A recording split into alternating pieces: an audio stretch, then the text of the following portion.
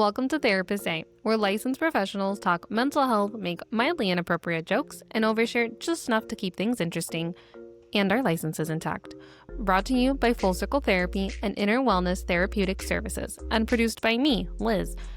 Disclaimer, yes, we're real therapists, and yes, some of our clients listen, but this podcast, still not therapy.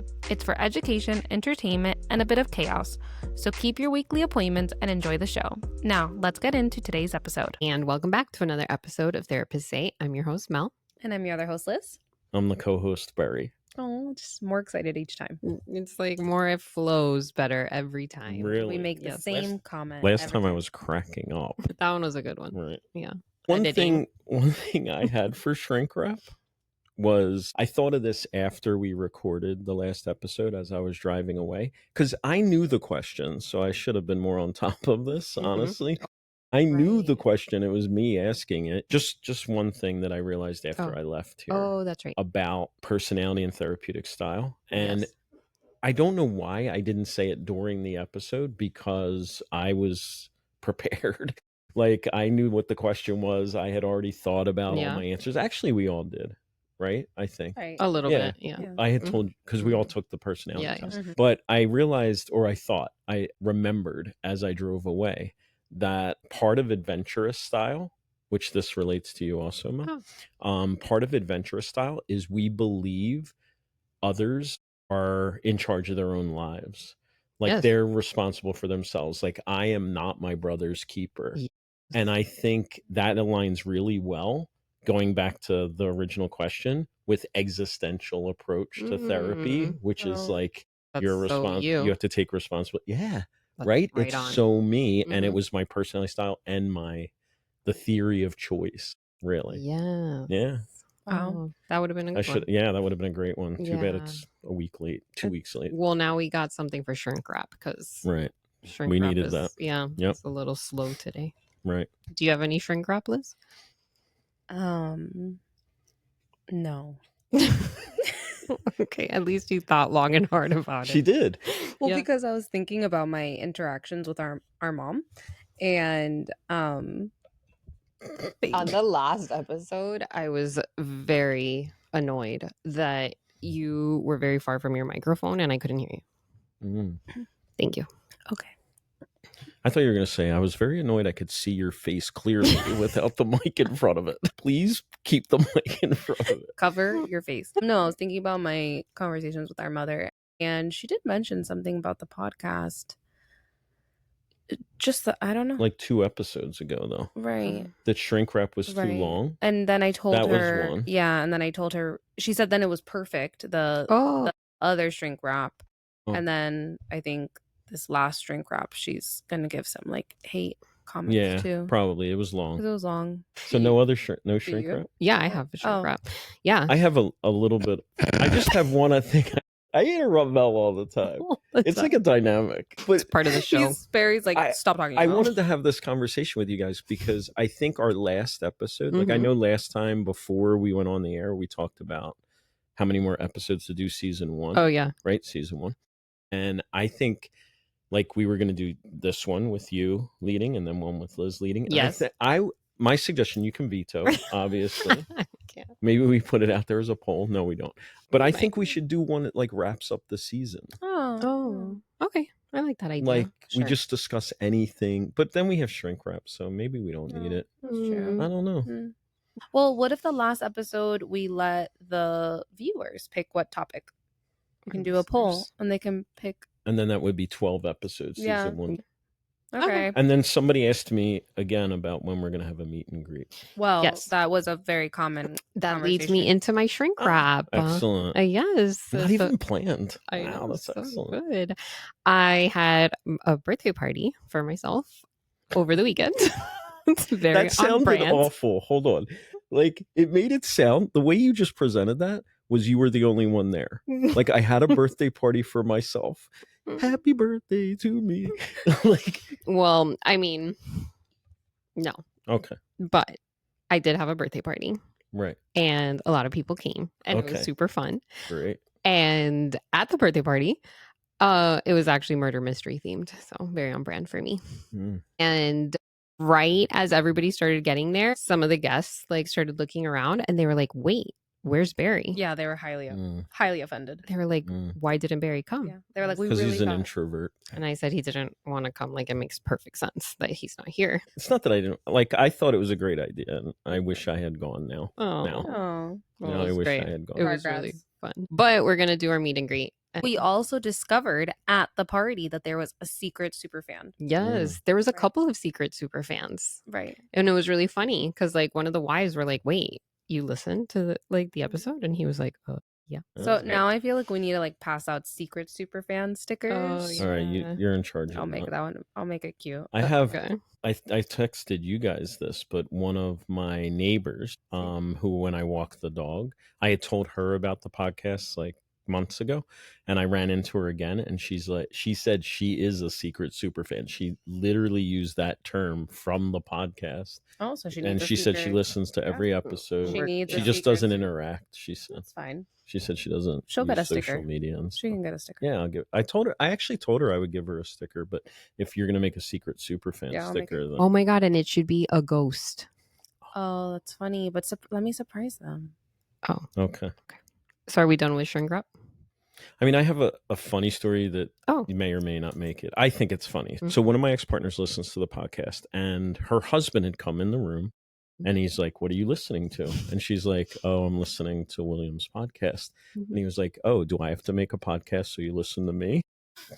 I thought that was pretty funny. That's great. It's actually Yeah. really funny. He's a funny guy, I think. Yeah, I mean, I haven't met him because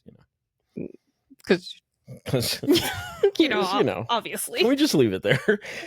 okay, You know. I won't keep going. Okay, great. That's really funny. Yeah. actually, Cool. great. All right. That's it. Shortest. Shrink wrap, yeah. Shortest shortest in the history. Lourdes is going to be thrilled. Yeah. Okay, great. Yeah. Short shrink wrap. All right, so it's my question. Oh my god, I get so nervous in this part because I need to win best question. Always. All right, we have to have a poll at the end of the season. Oh, yeah. What question do they like the Who best? disclosed the most? Who's the You best win. question? Oh, I'm good. You're gonna Oh. be best question. No, what have you? Why won did you best just take question me out of too? best question? No, for sure it's not you, Liz. It's not fucking Liz. Hated that question. This is the serious underdog in this. Sorry. Okay, it's okay. Don't worry. You're great at asking questions let that the I have no idea what the answer would be. We'll let the listeners decide. Mhm. Right. Yeah, The people's choice. She's gonna be wandering around her neighborhood like, please vote for me. Please vote for me. She's Please gonna- vote for me. I don't care if you've never listened to therapists say. Yeah, just vote here. I'll give you a sticker. that's funny. Right. Okay, now to my question. Ready? Okay, so since I'm the relationship therapist here, my questions are always relationship related. I love that though. Honestly, yeah, I think that's really excellent because the reason most people go to therapy is relationships. Yeah. And that's what Yes. this podcast is about. I think we need more relationship stuff. Yes. So I'm thrilled. Well, here I am, people. Facts. Yes. Okay, so the question is, do opposites attract or 100%. do birds of a feather flock together? Both. And birds of a feather flock together? I said both. So yes to both? Yeah. Okay. Liz, I will explain my answer in detail. we will explain. I think two things can be true at the same time. Right. Good job. That's a good Dialectical. one. That's very dialectical. I got a compliment. That was a good answer. Wow. Is that the first compliment I've given her? Let's go through the tapes. I don't think it's the first compliment I've given you. Get out of here. No way. We'll go back. Okay, so yeah, do opposites attract? I'll start by saying that research says that we're generally attracted to people because of the similarities that they have with us. Does that change anyone's answer? Well, no, but research also shows Mm. that the longest lasting relationships are actually couples who have similar core values and beliefs. And usually what they're going to therapy about are the things that they differ in terms of relationship. Like they're opposites, right? Like Yeah, the yeah. opposites of are usually why they're going to therapy. You just supported her. Yeah, you I thought you supported were- my. The way you started it, I Oh, thought you sorry. were challenging her. I thought Oh. so But then too. you're- Sorry, I guess Because you were my- like, but here's some support for your answer. gotta keep you guys on your toes. Yeah, I was like, wait, appreciate what? it. And then I know. I thought she was sounded- going to quote contrary, Yeah, which yeah, happens a lot in psychology. Right. There's contrary, It's very gray. yeah, Mhm. Right. Yeah. contrary data. It's called confirmation bias too. People can find whatever they Right. want to Mhm. believe. Yeah. That's true. Okay, great podcast, guys. All right, the end. We're done. Goodbye. You guys both cited some data. There's no counter arguing, but I do counter Yeah. because I said 100% to both. Mhm, Like I mhm. agree with you guys Mhm. that people tend to marry within socioeconomic status. They tend to marry within culture. They tend to marry within, belief systems, like you guys said, values and so forth. Religion, like all of that Right. is mostly similar, right? Mhm. But I'm of the Jungian, which I think we've established here, Mhm. school of attraction, where we are attracted to our opposite Right. in some ways, in like psychological ways. Like, yes, I might, like, if we look at you guys, I don't know, you guys are in the most committed relationships here, right? Like, Right. you're both married. So, do you agree your relationships reflect the data? Yeah. Yeah, I think when you go into a relationship, you're looking for similarities. I remember sitting down with Joe on our first date thinking She had a 3-year plan, guys, remember. I did have a 3-year plan. It was much more of an interview. But I remember like talking and like having like a dialogue, and it was basically about the things that we had in common. I remember I Right. wanted someone who had a son or daughter because I had a daughter, and so it was like looking for things that we were similar in. Compatible. Yeah, right. And that's kind of what you think when you think of being compatible, you think of things that you're similar to the person. But also, I think it's nice when there are differences and it complements each other, right? Like someone who's more of an introvert with somebody who's a little bit more extrovert. And because if you were both introvert, then, you just sit on your couch, do nothing. But balance is important. Yeah. Yeah. And that's where I was kind of going. Like, psychologically, how do you, well, you didn't answer about Edster. Like, are you and Edster similar Yeah. I in think those ways that Mel was describing? absolutely. Yeah, I think our core beliefs and values and our what we want for our family, we align completely in terms of our personalities. Anyone could tell that me and Ed are different, but not like drastically Not different. drastically Not like different. drastically different, but So what do you think? Like, I don't mean to take over your question, but what do you think Barry likes this attracted? question. I do. I love this question, actually. Of I do. I course, love this because I'm the best. But I also love the psychology of attraction. Yeah. I Right. also love relationship Mhm, stuff. I've been mhm. seeing a lot of couples lately. Yeah. Do you love love? Yeah, I love love. There. Is that good? He said What it. the fuck was that? It's a self-disclosure. You're the winner. Right. We don't Winner. even need voting. But I guess what I would want to explore is what attracted you to your partner, Mhm, like psychologically, right? mhm. Like, what do you think? How do you think Joe compliments you? How do you think Edster compliments you? How do you think you compliment Ed? How do you think you compliment Joe? Like, why was Joe attracted to you psychologically? I'm very like on the psychological aspect. I think for You go me, first. yeah, I'm thinking really hard. But I think the first thing that came to my head was like both loyal Right. people. And I think that's what we both really wanted in a relationship. And So I think loyal. that was clear. But that's a value. Right. Okay. Okay. That's a Yeah, value yeah. too. Yeah. But you're right. what attracted you to Ed that you lack that is now Oh, complimenting you? he's not as shy as I am. Like Okay. he want if there is music on, he wants to be dancing. Like if there Um, yeah, and I'm more like, oh God, somebody like Oh yeah, he take sings. He sings in Spanish. He sings in Spanish. He speaks no Spanish, but he can sing a whole song in Spanish. Really funny. Is a performer. But which is funny because as a child, his mom was like he would like never have like Grayson, our son, this weekend. I had a birthday party too. Me and Mel are 5 days apart. And there was like dancing and a dancer music and all of that. And like our son stood in the middle of the party with the dancers and started performing Yeah. with these people, which is funny because as a child, I was like that. And now as an adult, I'm not. But, anyways, so Ed, I think, brings out that back in me because as Okay. an adult, I'm definitely shyer and more introverted. I wasn't as a child, but now as an adult, I am. And he's like, who cares? Like, let's have fun. He makes me have fun because I Okay. could easily just be like, let's stay home and not do anything. And he brings that out of me. Okay. Like the joy. Right. All right. Anything else you can think of? How do you compliment Edster? Like, keep us organized. Yeah. Yeah. Well, that's a big one that Yeah. you might not be similar on, but you could compliment each other. But it's also one of the reasons why people get into arguments a lot in relationships. Right. Which I think the point is, like, I've heard somebody say, maybe Esther Perel or somebody that does relationship stuff, and they said the stuff that attracts us eventually drives us nuts. Yeah, Yes. yeah. I read that. Yeah. I just read that recently too. Right. That's like the whole reason why we even have conflicts is because of the opposites that attracted us to them. Right. Right. And I think actually that's true.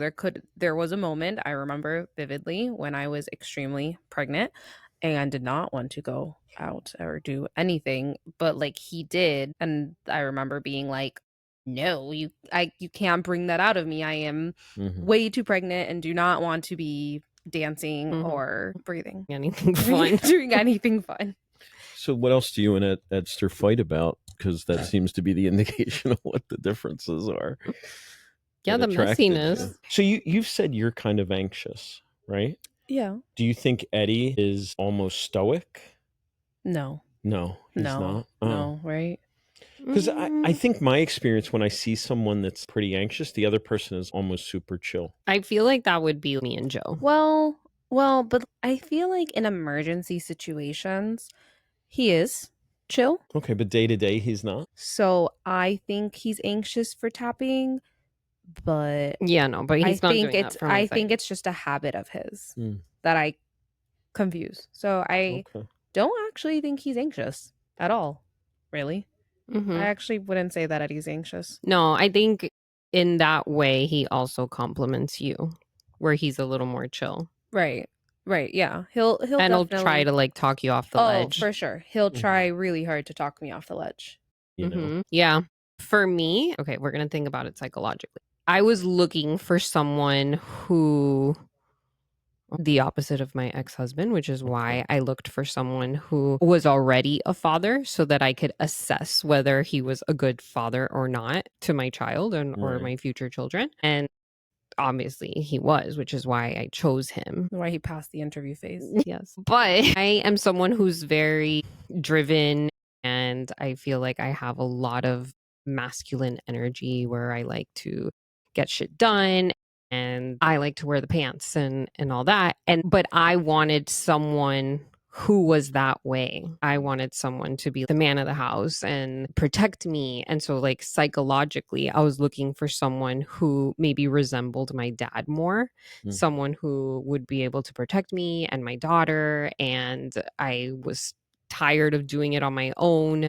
So that's what I looked for. And I definitely found him.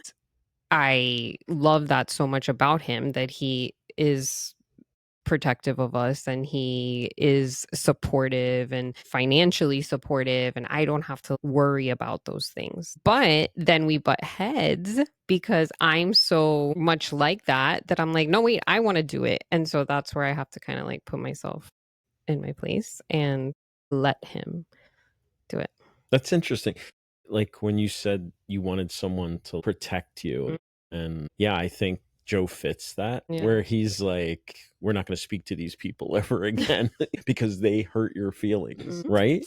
Right. Yeah. And then that's where I like fight against it because I'm like, you can't tell me what to do. But you were attracted to that. But that's what attracted me. I love that you're taking some accountability for it. Like, because a lot of times what drives us nuts about our partners is what we were attracted to on some level, whether we realized it or not. Right. And that's really what I wanted to get into, like with my topic. That's exactly what I was thinking about, is that initially that's what I wanted and that's what attracted me. And I talk to my couples about this all the time. And then it becomes the issue. That's what you were looking for, you know?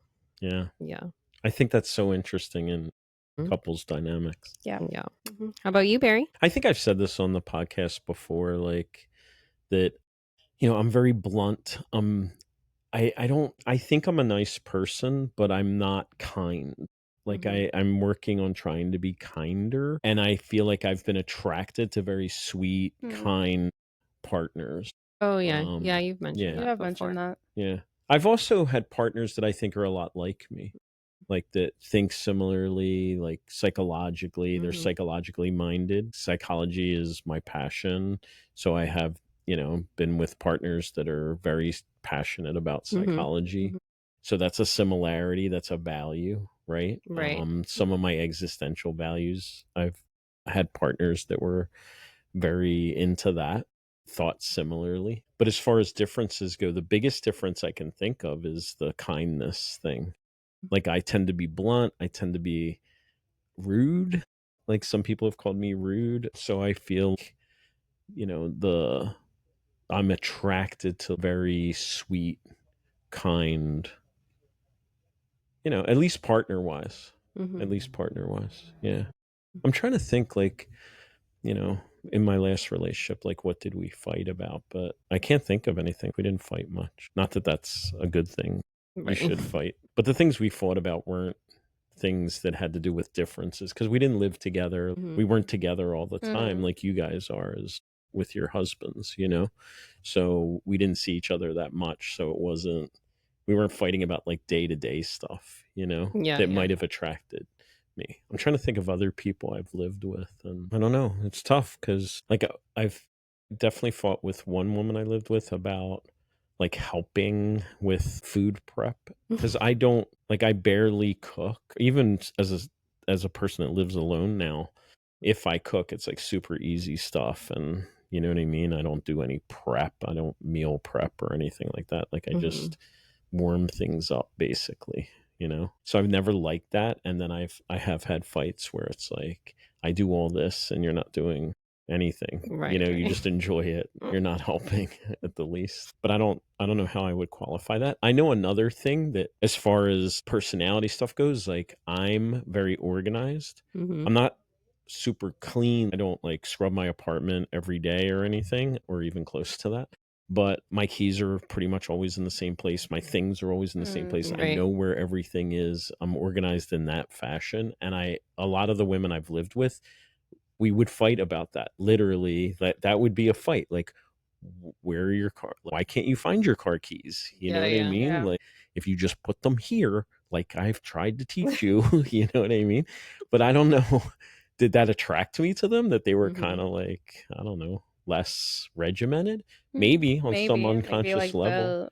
the I'm very disciplined, and maybe I've been attracted to women that aren't as disciplined. I don't know. Mm. That's a possibility. that's a Like I'm possibility. asking you guys, what did you fight about? So I have to think about what I fought about, right? Right. Right. And that was a fight, I remember. I do think Eddie does appreciate my rigidness. Sometimes I can be like pretty rigid. And me and his mom joke all the time because like I think my mother-in-law too, we can both be like kind of rigid in like stuff about like kids or stuff about like the family, not really in like deep things, but I think we're pretty rigid in terms of like kids and home things and Hmm. school and all of that. And like my mother-in-law will make a joke to him all the time, like you married your mother. So yeah, I think that's more like a Freud thing Yeah, of you're attracted to your parents. yeah. Well, yeah, I mean, that's what I said. I wanted someone who was more like my Like, dad. yeah, Who I Yeah. was very literally said that. yeah. I know this is I feel like I'm putting myself out there, but You know your I feel like trophy. my mom was crazy and not my partners. I want to make that Mhm. clear. Like Mhm. I don't think I've partnered with anyone crazy. Like, everybody thinks this, and now I sound Mhm. like one of these assholes on Instagram that's like, my mom was a narcissist. My mom wasn't. I'm pretty sure she had borderline Well, you're personality qualified Mm. disorder. to make And I that. think I'm very attracted to borderline personality disorder. Really? That's Yeah. interesting. I think But that's Well, I don't partner with not them. partnering but with you're I them. like don't partner, but I'm like, and then like we talk, spicy. and then I find out like, I was diagnosed with borderline like this many years ago, and I'm like, Ooh, I'm out. holy shit, like again? Like I don't partner with them, but Yeah. I am attracted to them. I think that's really interesting. Like I have a client that when she does something crazy, she Mhm. says she did a Latin X thing. She did a Latina thing. That's what she Like literally something very says. dramatic. Yeah. Yeah. Yeah. Yeah. Like she'll say, "Oh, I did a Latina thing." So I think since I've been down here and I've dated a few Latinas, I Mhm. think maybe one was like definitely more like, Dramatic. yeah, like dramatic or Yeah, like theatrical. Yeah, and like Theatrical is a better breaking word. up, and I don't know, like we fought more about Mhm. what I felt was unnecessary things, Mhm. but not about things like that. Like mostly about exes, because I stay friends with. Mhm. If I'm in a relationship with someone and it ends, and they want to be friends, I think that's healthy. You know what I mean? Maybe not right away. Maybe we need some time apart, but I think that's healthy. And other people think that's insane. Right. Like you're just gonna, you're gonna go back and sleep with them or whatever. And I don't see that. I don't worry about that. But yeah, so we fought about that a lot. Yeah. Yeah, I'm not saying she was crazy, but she was one of the more Intense. like, Is that yeah, appropriate like, to say? I guess. Yeah. Like intense, Emotionally charged. right? Oh, that was good. Emotionally charged. But I do notice, like, I'll find myself attracted to someone, and then I find out later I have borderline personality disorder. Maybe because you were attracted to it, because it was something so like complex trauma is like the air we breathe. It becomes so normal to us, like the chaos of it, maybe of it all was normal to you and feels safe, even though it's not safe, but it's familiar, comfortable. It's familiar. It's comfortable. Yeah, it's comfortable and familiar. So maybe that's maybe why I'm attracted to it because of the drama that I witnessed growing up. Yes. Yeah, maybe. That is very interesting. When a client comes in and says they were borderline, I tend to disregard it because I think it's so overdiagnosed in women. Interesting. That's an interesting take on it. I think it's so overdiagnosed. I think that's actually for me the most difficult diagnosis to treat. It's very difficult to treat. Yeah. Like I think it's really hard. Yeah.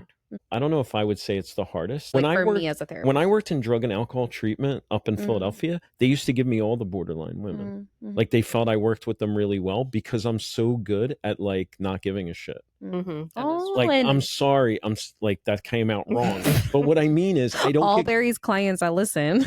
He does give a shit. I try not to give them the podcast, honestly. Like I give it to the students, I give it to other people. Like a couple clients listen, I think, but I'm not like pushing it on them, honestly, because I'm afraid of that. Like my caseload will diminish like super quick. What I mean by I don't get caught in the drama. Like people get caught in. I get caught in the drama in people's in borderline personality disordered folks drama, and I'm just like, nope. Okay, like these are the boundaries. Like I'm really good with the boundaries with clients that have it. But so I've gotten a lot over the years.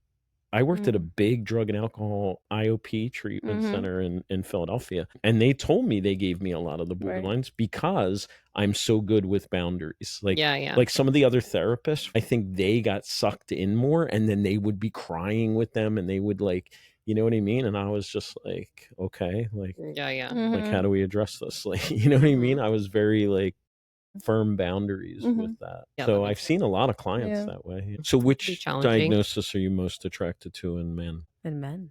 Because I just said, I don't know what it is. I mean, I do know what it is. It's probably my mommy issues. Right. I've talked about my mommy issues, my daddy issues. I am definitely winning. You're winning. Most self-disclosure. You're winning. Yeah. No, I mean, I did want someone like my dad. So and I think what diagnosis is that? How much trouble can we get Melon with her own question? I don't even know if I could pinpoint a diagnosis, really, or I don't know if I want to. Right. But I think I'm attracted more manly to like more manly men. I mean, I think I've said that too before on the podcast, that like it was very important for me for my partner to enjoy sports. And not that they needed to play sports, but I like manly man too. Like know what football is. Do you think that has something to do with our dad? Yeah, I mean, dad is a manly man. Is a manly man. Yeah, I know, but like for you, psychologically. But also for me, psychologically, I do think I wanted, in part, the qualities my dad did not have. Eddie is very in control of his emotions.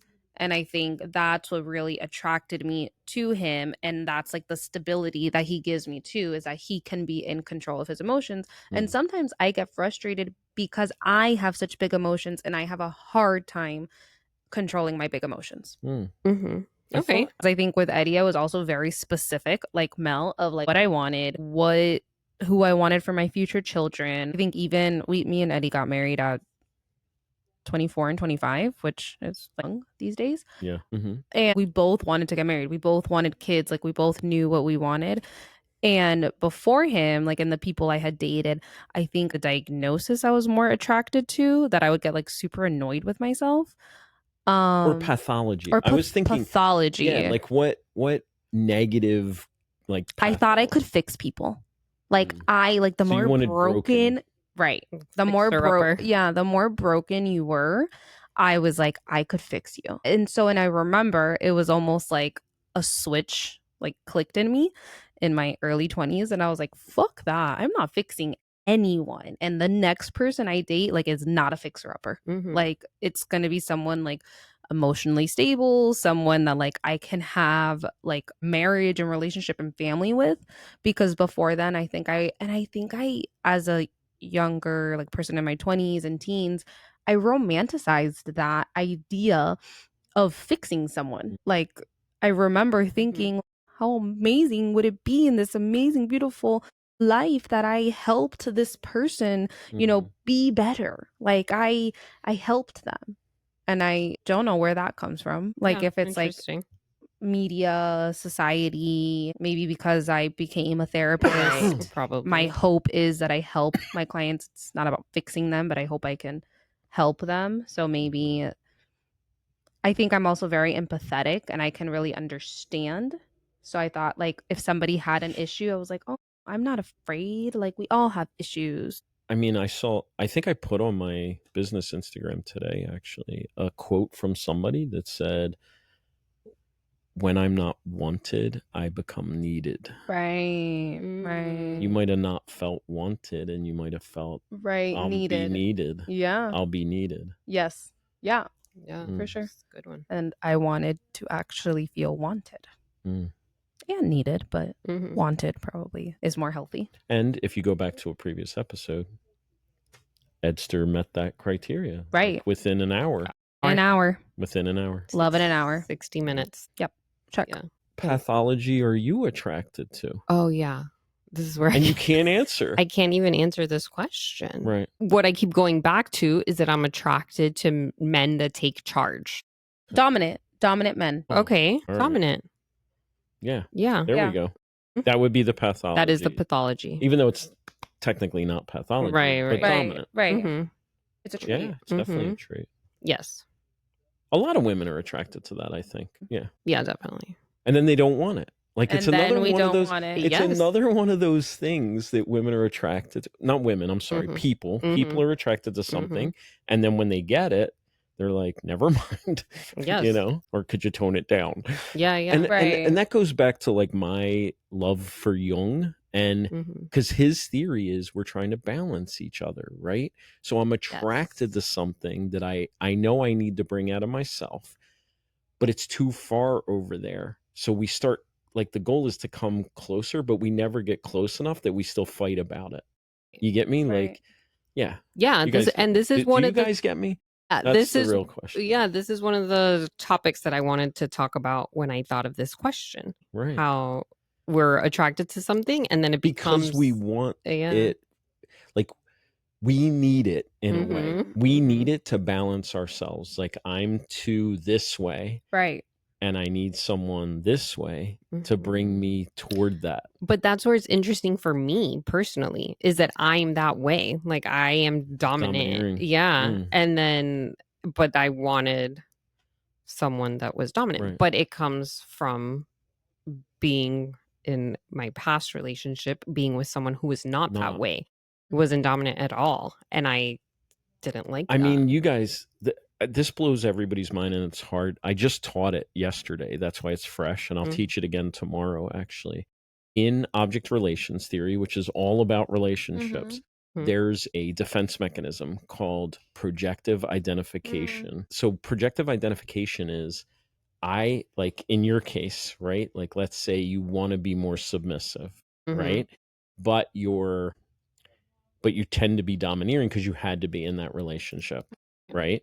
So then what you do is you project into a partner that they're domineering, and then you do things that make them domineering, like become passive, and then they have to do these things, and then you're like, but you're so domineering. Isn't it a mind blower? Wow. Like, it basically, I don't know if that was genuine. Were you guys genuine? I mean, there? I was, but It's a really cool defense mechanism. Yeah. Every time I teach it, my mind's blown, and I teach it like every year. I teach it, right? And like yesterday, I had so much energy in my class. They're going to listen to this.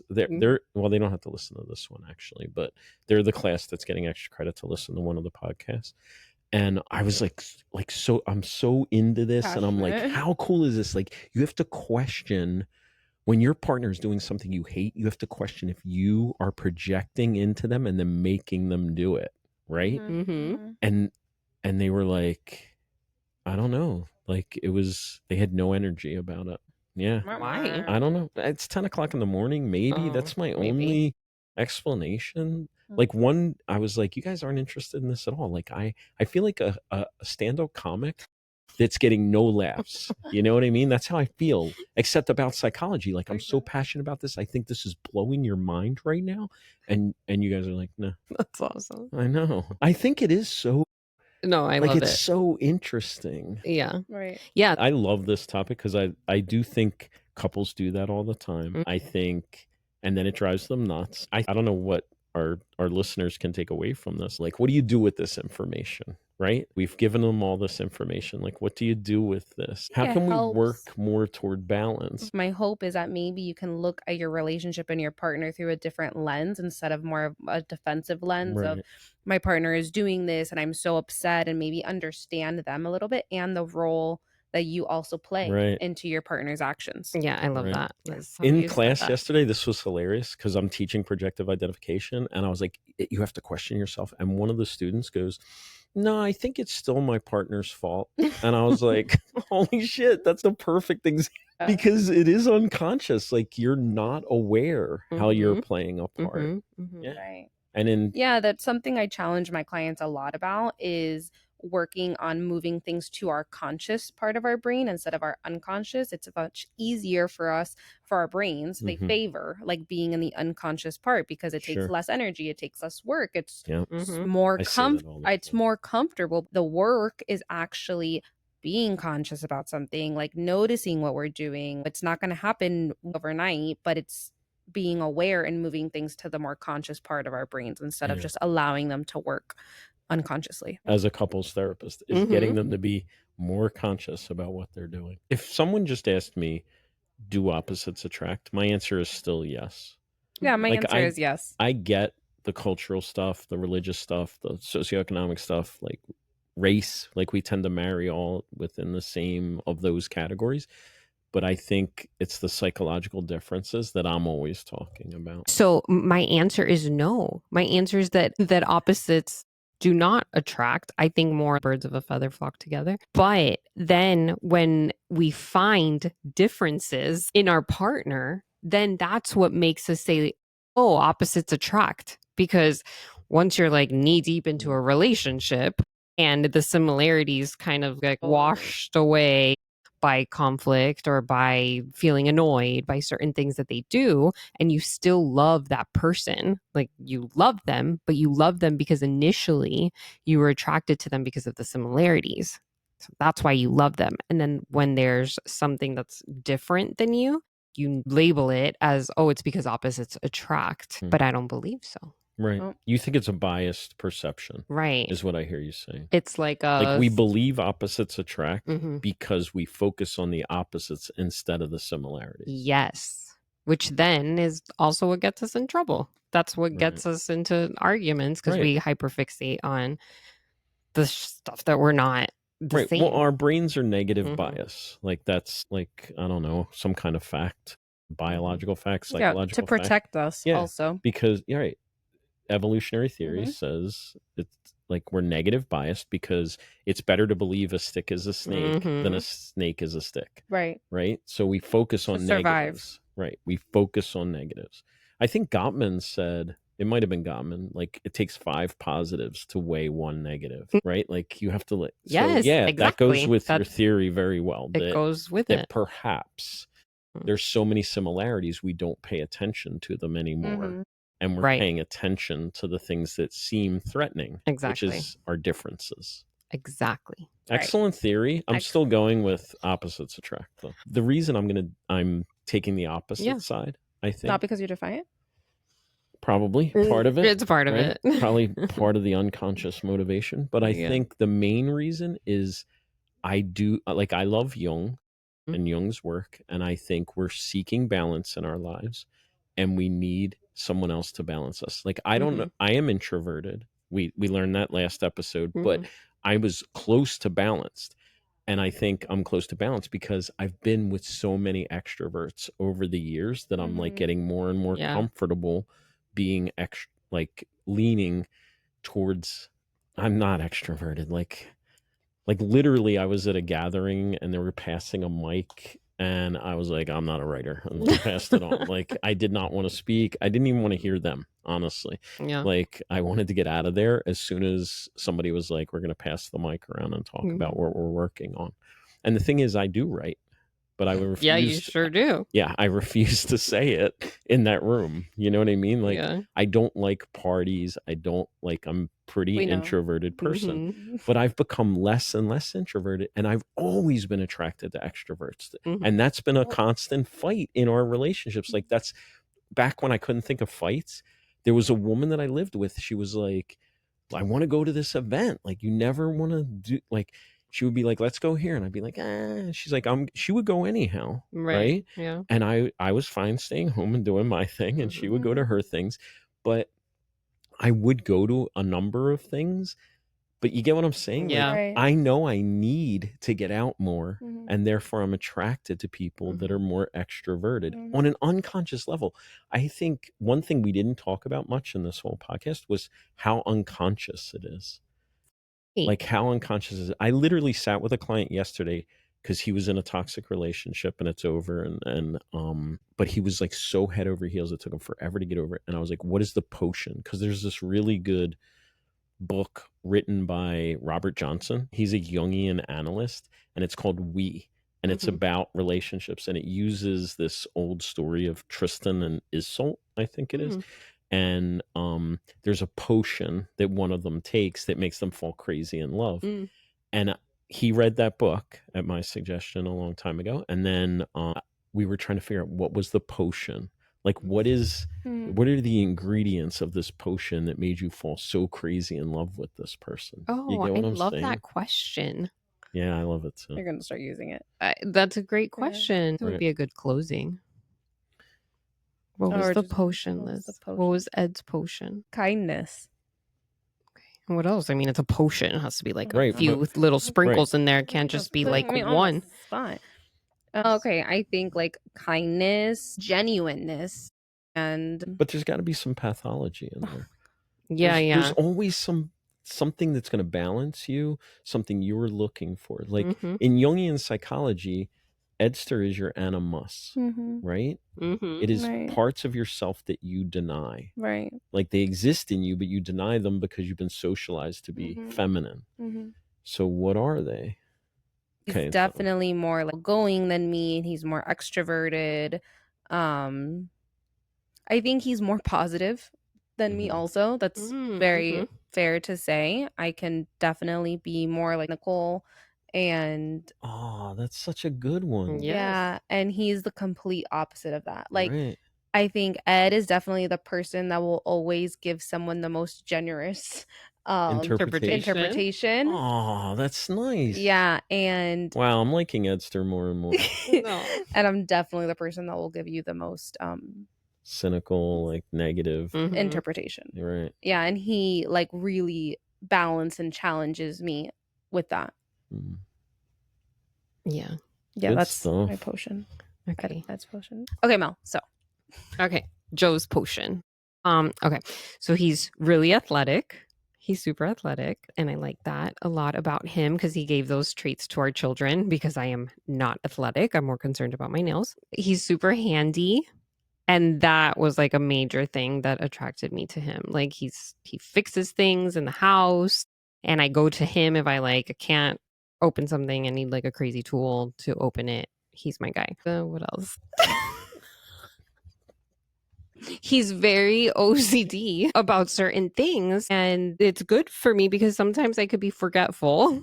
Well, I feel like sometimes you want to rush and do things quickly and they don't come out well. And his manliness, of course. You know? You've like said we've that said a million times, but Joe I'm, is very manly. but I'm very attracted to Manliness. Manly men. Mm-hmm. Yeah.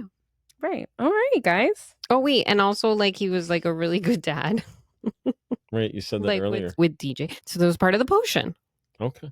So yeah. Fatherhood. Okay. And then last but not least, Barry, what's your potion? A little crazy. Kindness. Beautiful. Mhm. Like I this is a kind of cynical thing that I present in one of my drugs class, but I think relationships are like a bargaining. Like I know what I bring to the table, or I have a perception of mhm. what I bring to the table, and I want comparable value. You think you're beautiful? I think that's how people are. No, I don't at all.